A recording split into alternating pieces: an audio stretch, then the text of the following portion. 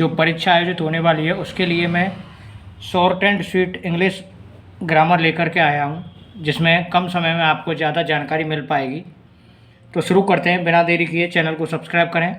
देखिए, ये पहले हमारा टॉपिक है सब्जेक्ट वर्ब एग्रीमेंट। तो सब्जेक्ट और वर्ब किस प्रकार से यूज होंगे इसके तहत जानेंगे। अगर हमारे लिए सिंगुलर सब्जेक्ट है तो वर्ब भी कैसी आएगी, सिंगुलर। और अगर प्लूरल सब्जेक्ट है तो वर्ब कैसी लगाते हैं, प्लूरल। जैसे he is playing, he singular था इसलिए वर्ब इज लगा दी जो कि सिंगुलर है।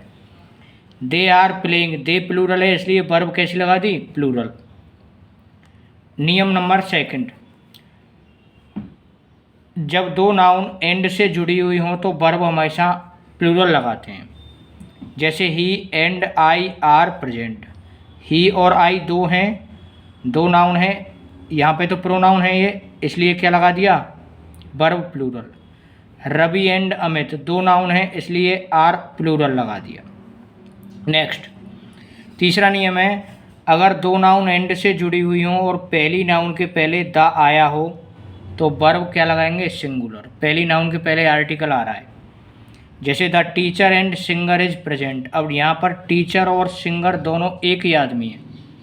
जब एक नाउन के पहले आर्टिकल आता है तो दोनों को एक ही माना जाता है। Next, the noun and the noun, तो दो नाउनों के पहले द का प्रयोग हो, अगर दोनों नाउन के पहले द का प्रयोग हो तो वर्ब कैसी आएगी, plural. The teacher and the singer are present, यहाँ दो अलग अलग टीचर हैं, एक सिंगर है और एक टीचर है। पहले वाले वाक्य में जो टीचर था वही सिंगर था। नेक्स्ट, कुछ शब्दों के साथ दो नाउन जुड़ी हुई होती हैं, जैसे कि विद है, अलोंग विद है, टुगेदर विद है, अकम्पनीड विद है, as well as, no less than, in addition to, and not. इनसे अगर नाउन जुड़ी हुई हों तो जो पहली नाउन आएगी उसके अनुसार वर्ब लगाते हैं। Ramu as well as his brothers fool, यहाँ ब्रदर्स तो प्लूरल है लेकिन रामू क्या है, सिंगुलर। वाक्य के जो सब्जेक्ट हैं वो एज वेल एज से जुड़े हुए हैं इसलिए वर्ब रामू और ब्रदर, रामू सिंगुलर है, ब्रदर प्लूरल है, लेकिन एज वेल एज से जुड़ा हुआ है इसलिए रामू के अनुसार क्या आएगा, एज। इसी प्रकार से along with, I along with you am making here, अब वर्किंग हेयर, यहाँ आई के साथ एम का प्रयोग हुआ है। अलोंग विद से आई और यू जुड़े हुए हैं, लेकिन जैसा कि नियम है कि पहले सब्जेक्ट के अनुसार वर्ब का प्रयोग होता है। आगे देखते हैं, आगे है और, नोर, आइदर और, neither NOR, not only but also say जुड़ी हुई दूसरी नाउन के अनुसार वर्ब लगाते हैं। दो नाउन जुड़ी हुई हैं तो दूसरी के अनुसार वर्ब आएगी। ही और आई एम, तो दूसरी नाउन और से जुड़ी हुई है ना दोनों, तो आई के अनुसार क्या गया, am. Not only Seema but also you are working hard, तो यहाँ सीमा और यू दो सब्जेक्ट आए, लेकिन हमने वर्ब किसके अनुसार लगाई, सेकंड सब्जेक्ट के अनुसार। आगे देखते हैं, कुछ ऐसे वर्ड्स होते हैं जो हमेशा प्लूरल होते हैं, जैसे people, police, cattle, tongs, jeans, ऐसे ही ट्राउजर्स हैं पाजामाज, शूज, सॉक्स, शॉर्ट्स, ये प्लूरल होते हैं। इनके साथ वर्ब भी हमेशा कैसी आती है, प्लूरल। जीन्स वर्ड ध्यान रखने की बात है, ये प्लूरल माना जाता है। My socks are new. Okay, next देखते हैं, कुछ फ्रेजेज में हमेशा सिंगुलर वर्ब आती है। ये कुछ वर्ब फ्रेज हैं, हालांकि जुड़ी हुई एंड से होती हैं, लेकिन फिर भी इनके साथ क्योंकि एक यूनिट का भाव देती हैं, एक ही वस्तु का भाव देती हैं। Slow and steady wins the race, rice and curry is a good dish, dal baati and churma is very nice, bread and butter, wheat and maize, hammer and sickle, horse and carriage. एक एग्जाम्पल भी है, horse and carriage is very nice, dal baati churma is very nice, rice and, I like rice and curry, like rice and curry is very sweet dish. Okay, next, आगे देखते हैं।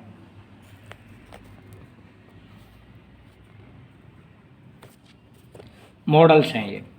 अब models में हम देखने वाले हैं कैन का प्रयोग कहाँ होता है। जब क्षमता की बात आ जाए, किसकी बात आए, क्षमता की, पढ़ने लिखने खेलने कूदने दौड़ने की जब क्षमता की बात होगी तो रन लिफ्ट रीड टीच इस प्रकार से वो क्षमता को बताएगा। तब किसका प्रयोग करना है, कैन का। जैसे I can read English, I can lift this heavy weight, I can run 10 kilometres, है ना, आई कैन टीच इंग्लिश, इस प्रकार से। और उसी सेंटेंस में आ जाए जैसे कि आई कैन रन, आई खाली जगह run 10 kilometre when I was young, तब आएगा कैन का पास्ट क्या होता है, कुड।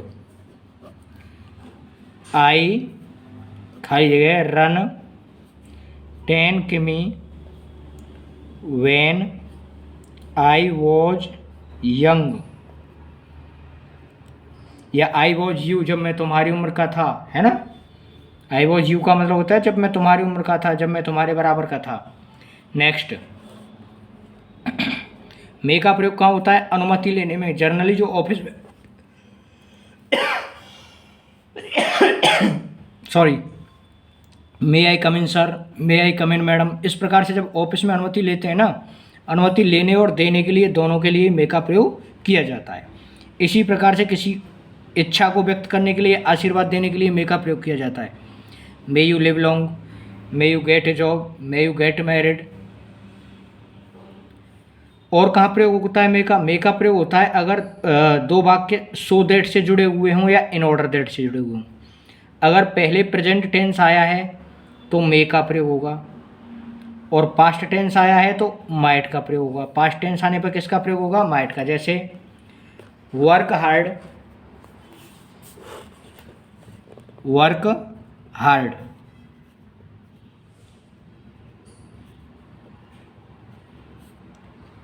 सो दैट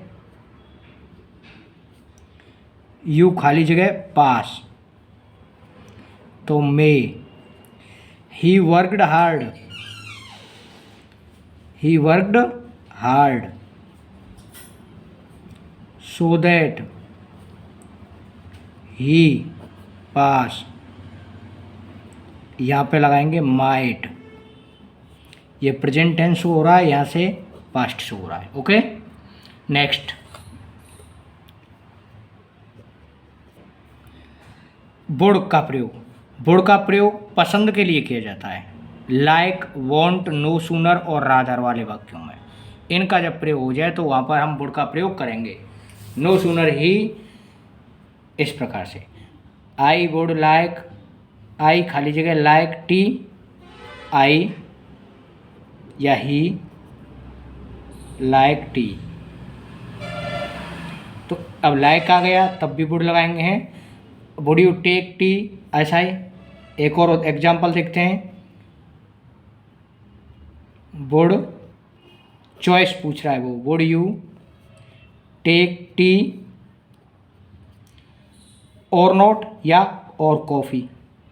जब दो नाउन हो गई, नाउन के बाद नाउन आए तो किसका प्रयोग होगा, वुड का। चॉइस पूछ रहा है वो, या फिर टी के बाद और नोट करके देता, वुड यू टेक टी, तुम चाय लोगे या नहीं लोगे, इस प्रकार से। शुड का प्रयोग सजेशन देने के लिए किया जाता है ना।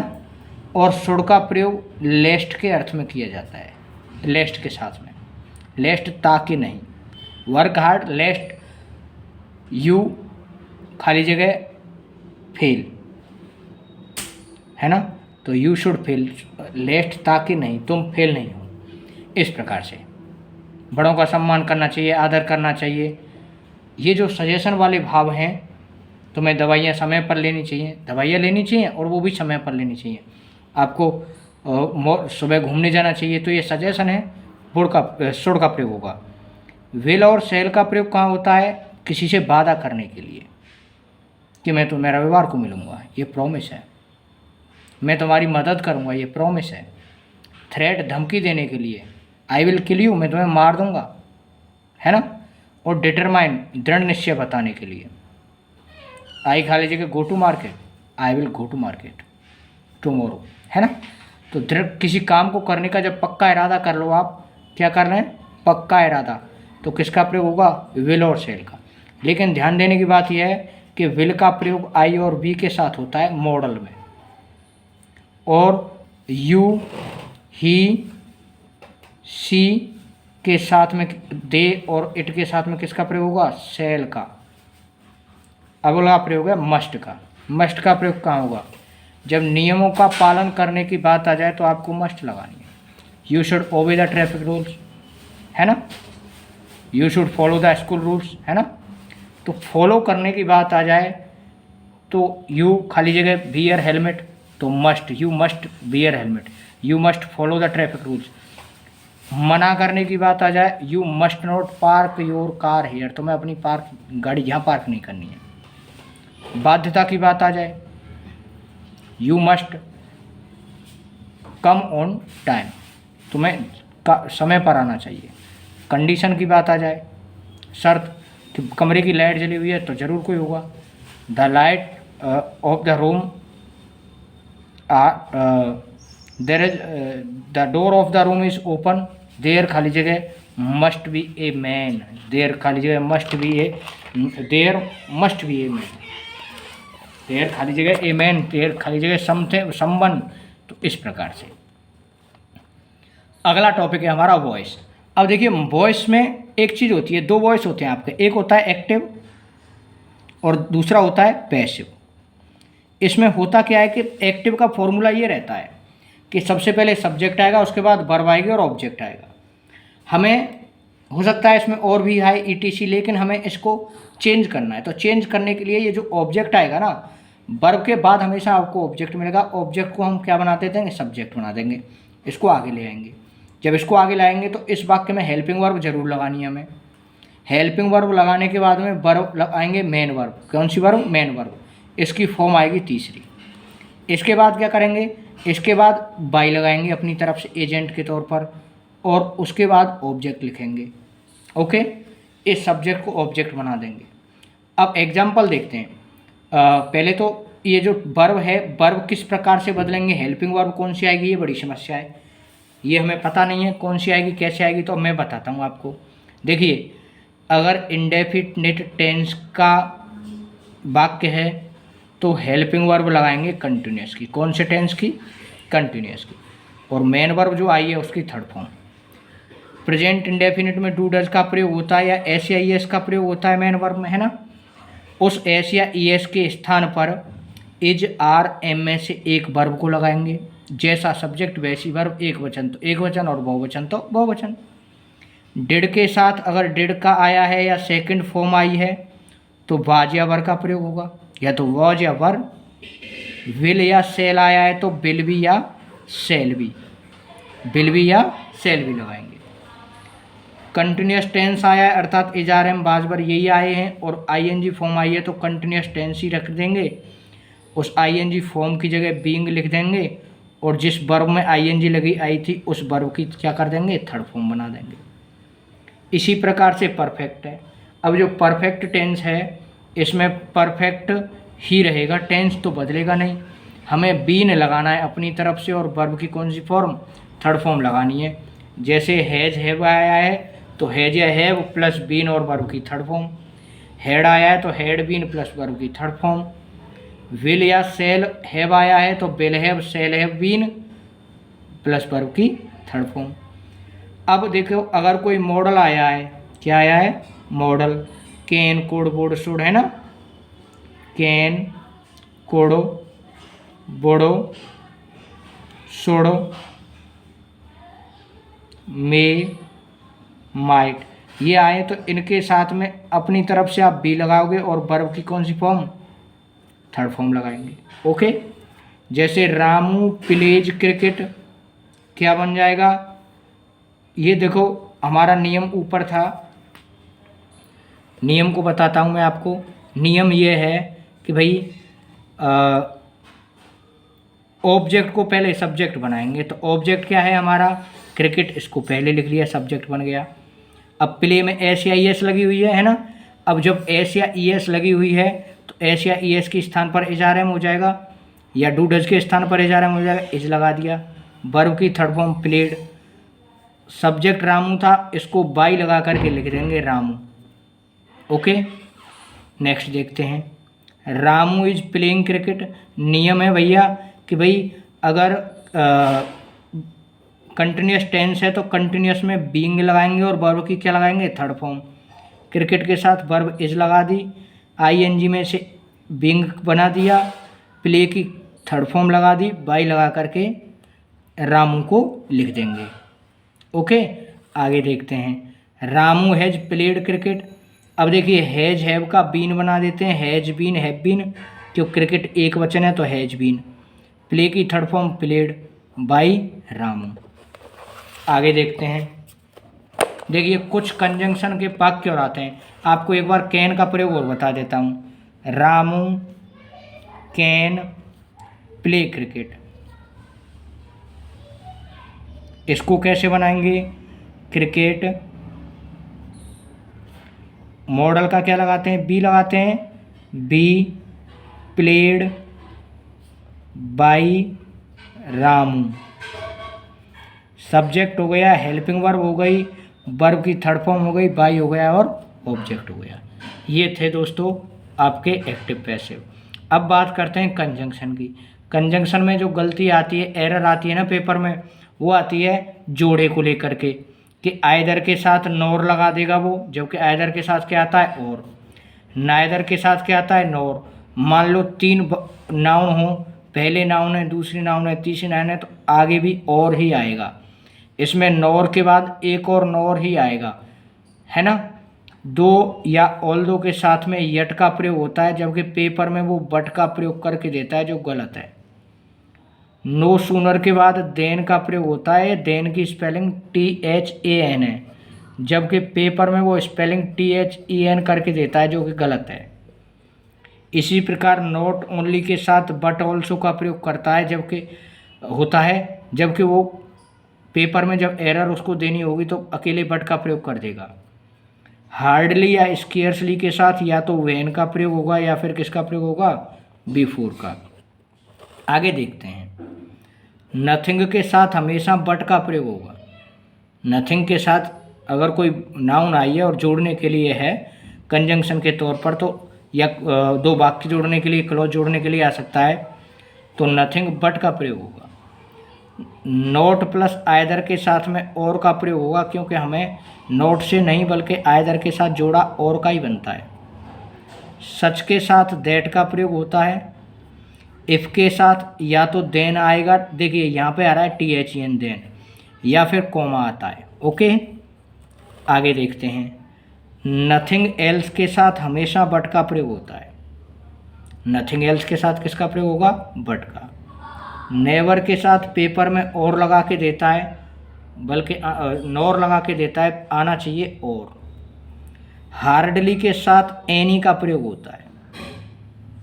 ओके, आगे देखते हैं। सच के साथ में एज का प्रयोग होता है, या तो सच के साथ में दैट का प्रयोग होगा वाक्य के अनुसार, या फिर किसी वाक्य के अनुसार एज का प्रयोग होगा। अनलेस से बनने वाले वाक्य में शर्त लगती है काम की, ठीक है ना। आप यदि ये काम नहीं करोगे तो ऐसा हो जाएगा, यदि नहीं, है ना। और अनटिल के साथ में तक के अर्थ में प्रयोग होता है। अनलेस का होता है यद्यपि नहीं, यद्यपि नहीं, और इसका अर्थ होता है तक नहीं, है ना। अनटिल का ये टाइम को बताता है। यहाँ रुको until I return, stay here until I return, यहाँ रुको जब तक मैं नहीं लौटूं, है ना। एज सुन एज का प्रयोग ज्यों ही के अर्थ में होता है, वो काम को बताता है। As soon as I reach the station the train departed, ज्यों ही मैं स्टेशन पहुंचा ट्रेन चल दी, तो कार्य को बताएगा। एज लॉन्ग एज समय को बताता है। As long as I stay here no one harm you, जब तक मैं यहाँ हूँ तुम्हें कोई नुकसान नहीं पहुँचाएगा। ओके, कुछ प्रेपोजिशन पढ़ते हैं अब। देखिए प्रीपोजिशन का प्रयोग क्या कहाँ होता है? प्रीपोजिशन का प्रयोग होता है, पूर्व की स्थिति बताता है नाउन की। हम बिना किसी देरी किए सीधे आ जाते हैं। देखिए ऑन, अबव और ओवर का प्रयोग। ऑन का प्रयोग तब होता है जब कोई वस्तु एक वस्तु के ऊपर टच होती है। अबव का प्रयोग टच नहीं हो बल्कि उसके ऊपर हो। और ओवर का प्रयोग एक तो ऐसी कंडीशन में होगी जहाँ वस्तु दूसरी वस्तु को पूरी तरह इस प्रकार से ढक ले और एक इस प्रकार से ढक ले। तो इन दोनों ही कंडीशन में किसका प्रयोग होगा? ओवर का प्रयोग होगा। ओके, जैसे इस किताब पर पेन है तो ऑन हो गया, ये ओवर हो गया, है ना। अब किताब के नीचे अगर पेन आ जाए, a book is over the pen, तो वो उसको पूरी तरह से ढक लिया।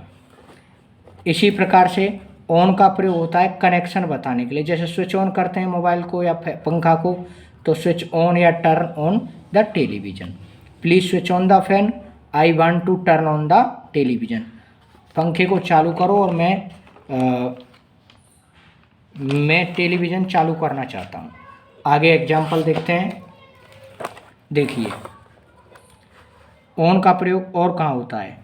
दिन और दिनांक के पहले, डे और डेट के पहले ऑन का प्रयोग। संडे के पहले ऑन का प्रयोग हो गया, 18 फरवरी के पहले ऑन का प्रयोग हो गया, है ना। ऐसे ही 2 सितंबर के पहले ऑन का प्रयोग हो गया।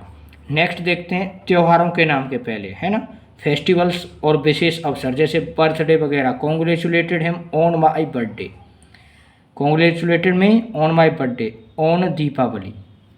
साथियों उम्मीद कर रहा हूँ आपको समझ में आ रहा होगा, क्योंकि दीपावली त्यौहार है तो ऑन का प्रयोग होगा। चैनल को सब्सक्राइब जरूर कर दें। इसी प्रकार से देखिए दिन दिनांक के साथ में सुबह शाम अगर जुड़े हुए हों तब भी ऑन का प्रयोग होता है। जैसे ऑन द मॉर्निंग ऑफ 17 अगस्त, तो देखो ये दिनांक है और इसके साथ क्या जुड़ा हुआ है? मॉर्निंग, सुबह शाम, है ना। कुछ फ्रेज हैं जिनमें on a journey, on A trip, on A voyage, on duty, on demand, on the ball, on leave, on phone. On leave तो हम देखते ही हैं, है ना। ऑन फोन, ऑन रेडियो, इनके साथ में ऑन का प्रयोग होता है। देखिए मंडे इवनिंग, है ना, तो दिन के साथ इवनिंग का प्रयोग हो गया on, the evening of Monday on. आगे देखते हैं। देखो अब है अबव का प्रयोग। अबव का प्रयोग होता है ऊपर बताने के, जो संख्या में या उम्र में या स्तर में। सैलरी कितनी है? माई इनकम इज अबव 10,000, तो 10,000 रुपये से ज़्यादा है मेरे महीने की सैलरी। वो कह रहा है there are above 440 trees in the ground, ground में 40 से अधिक पेड़ हैं। संजय इज अबव 25, संजय की उम्र की बात कर रहा है, ये उम्र 25 साल से अधिक है। He was hit hard above the knee, घुटने के ऊपर जोर से प्रहार किया, है ना, ऊपर। Suman is above me in the office, अर्थात पद में ऊपर है, तो पद के लिए भी किसका प्रयोग होता है? अबव का।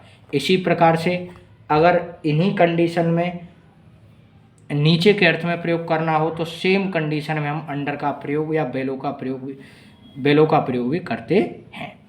ही is under me in the office, he is below me in the office, है ना। He hit under the below the knee, under the knee, इस प्रकार से। अंडर 20 एज, जैसे संजय इज अंडर 25, टूर्नामेंट होते हैं ना अंडर एज के, है ना। इसी प्रकार से ओवर का प्रयोग भी किया जाता है अबव के ही संदर्भ में। इसी प्रकार से निकिता इज ओवर एज, उम्र ज़्यादा हो गई, है ना। He can't appear in the exam. एक प्रयोग और होता है लिमिट क्रॉस के लिए। लिमिट क्रॉस के लिए जो प्रयोग होता है, my house is over the railway line, आर पार के संदर्भ में, इस पार से दूसरी पार, ठीक है ना। और मैंने बताया था पूरी तरह कंप्लीट कवर पूरी तरह से ढकने के लिए। He puts on glasses over eyes, he has a towel over his face, चेहरे को ढक लिया, आँखों को ढक लिया चश्मे से। देखिए आर पार के अर्थ में एक उदाहरण हो रहा है, the horse jumped over the fence. Fence होता है क्या? बाउंड्री। बाढ़ को कूद गया हॉर्स। रिवर बह रही है ओवर द बैंक, है, फॉलोड ओवर द बैंक, किनारे के ऊपर ऊपर बह रही है, ऊपर होके। आगे देखते हैं। इस वीडियो को 2 से 3 बार देखिएगा, आपको ऐसी उम्मीद है कि इससे बाहर पेपर में नहीं जाएगा। मैंने अभी आपको ऊपर वाली स्थिति बताई, अब आते हैं नीचे वाली स्थिति पे। बेलो, अंडर और बेनीथ और अंडरनीथ, इनका प्रयोग देखने वाले हैं। देखिए, बेलो का मतलब है कोई चीज़ नीचे है और टच कर रही है, तो बेलो हो गया, है ना। टच हो या ना हो ऐसी कोई कंडीशन नहीं है, लेकिन नीचे है तो ये ढकी हुई नहीं होगी। लेकिन अंडर वाली कंडीशन में 2 साइड से चीज़ घिरी हुई होगी तो क्या आएगा, अंडर आएगा, है ना। और एक लेयर के तौर पर होगी तो अंडरनीथ का प्रयोग होगा। इसी प्रकार से एग्जाम्पल आगे देखते हैं। देखिए, they are below the poverty line, poverty line के नीचे हैं, तो कोई ऐसे तो है नहीं कि दबे पड़े हैं, नीचे हैं। ये सिर्फ एक सिंबल के तौर पर बताया उन्होंने। We are below the fan, हम पंखे के नीचे, पंखे से टच नहीं है, पंखे ने हमें ढका हुआ नहीं है, लेकिन नीचे हैं। इसी प्रकार से बेलो और अंडर का प्रयोग आगे देखें हम। तो देखिए, उम्र और पद बताने के लिए मैंने आपको पहले भी इसके बारे में बताया है। एक प्रयोग होता है यहाँ पर इसका अधीन के अर्थ में, जैसे अंडर कंट्रोल, अंडर कंसिडरेशन, है ना, अंडर एज। अकॉर्डिंग के अर्थ में भी प्रयोग इसका होता है। The police arrested terrorist under the warrant of the court, court के वारंट के अनुसार, नियमानुसार, अकॉर्डिंग के अर्थ में है, के अनुसार के अर्थ में। आगे देखते हैं दोस्तों। अगला प्रयोग है बेलो का इन्फीरियर टू से अर्थ में। He works below his dignity, dignity का मतलब स्तर के अनुसार, है ना, सम्मान के नीचे काम करता है, अर्थात जो सम्मान मिलना चाहिए अपने सम्मान को त्याग करके काम करता है। अगला प्रयोग है राउंड, अराउंड और अलोंग। देखिए, राउंड तो इस प्रकार से है, गति के साथ चक्कर लगाएगा, चलते हुए कोई काम होगा तो राउंड लगाएंगे। अराउंड की स्थिति यह है कि दोनों एक चीज़ दूसरी चीज़ के चारों तरफ है। मान लो स्कूल के तरफ चारों तरफ दीवार है, और एक कंडीशन यह है कि दीवार के चारों तरफ आप चल रहे हो, तब तो होगा राउंड। और चारों तरफ स्थित दीवार स्थिर है तो around.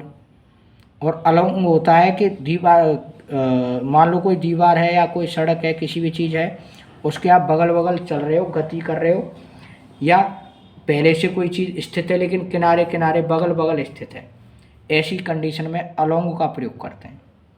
Nikhil is running,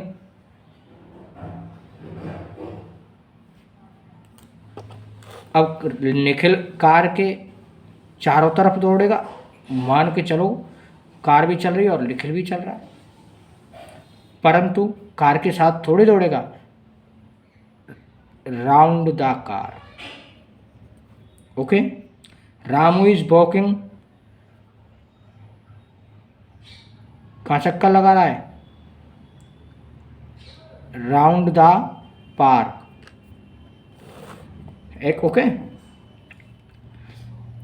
there is a ball around the pond, एक दीवार है तालाब के चारों तरफ, दीवार स्थिर है, ये तो गति बता रहा है, तो गति बताने के लिए राउंड हो गया।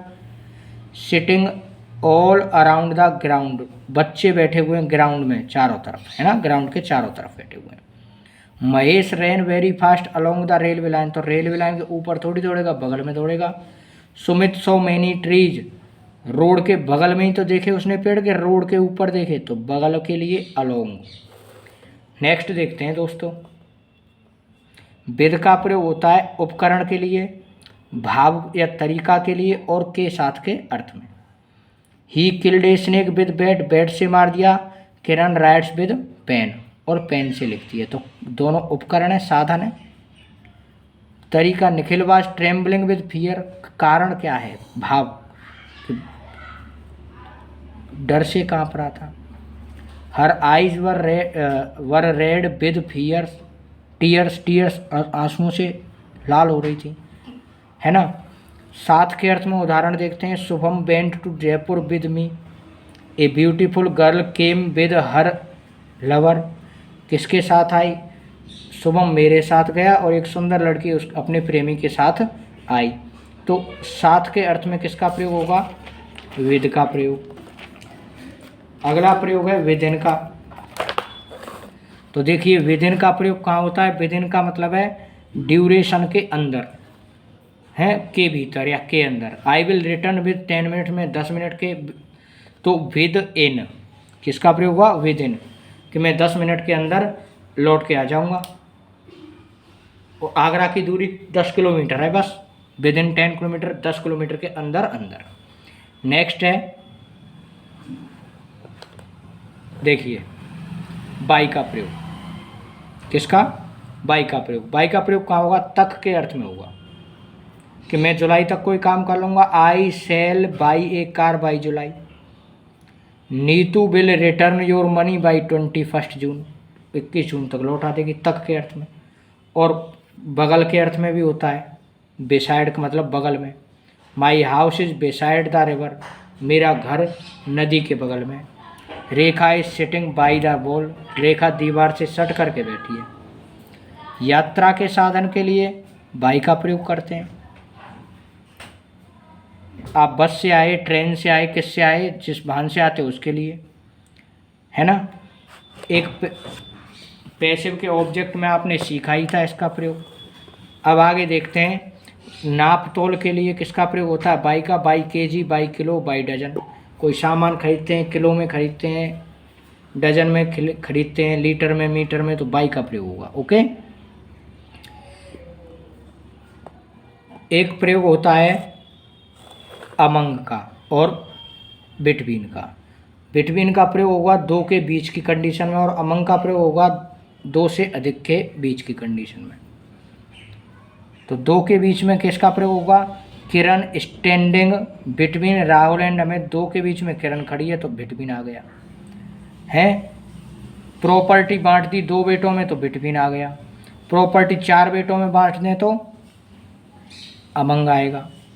केले 10 लोगों में बांटें तो अमंग आएगा, और 2 लोगों में बांटें तो क्या लाएगा? बिटवीन। तो 2 के लिए बिट हैं और ज़्यादा के लिए अमंग। आगे देखते हैं कोई संधि की बात होती है, 2 देशों में या 2 से ज़्यादा देशों के बीच संधि की बात है, अलायंस या ट्रीटी, तब हम बिटवीन का प्रयोग करते हैं। ओके। डिफरेंस शब्द आएगा तो डिफरेंस के साथ बिटवीन का प्रयोग होता है। ओके। अब देखते हैं एक प्रयोग ऐट का। ऐट का प्रयोग कहाँ होता है भैया? ऐट का प्रयोग होता है घड़ी के टाइम के पहले। देखो 5 बजे के पहले ऐट लगा दिया, है ना। Night, noon, midnight, sunrise, sunset, dawn, dusk के पहले at. Night, noon, midnight, sunrise, sunset, dawn और डस्क के पहले क्या लगाते हैं? ऐट। इसी प्रकार से उत्सव और त्योहारों के पहले, निश्चित स्थान के पहले, ठीक है, निश्चित स्थान के पहले ऐट का प्रयोग होता है। तुम कहाँ खड़े हो? गेट पे खड़ा हूँ, तो एक निश्चित प्लेस है, बस स्टैंड खड़ा हूँ, bus stand, at the bus stand. Okay.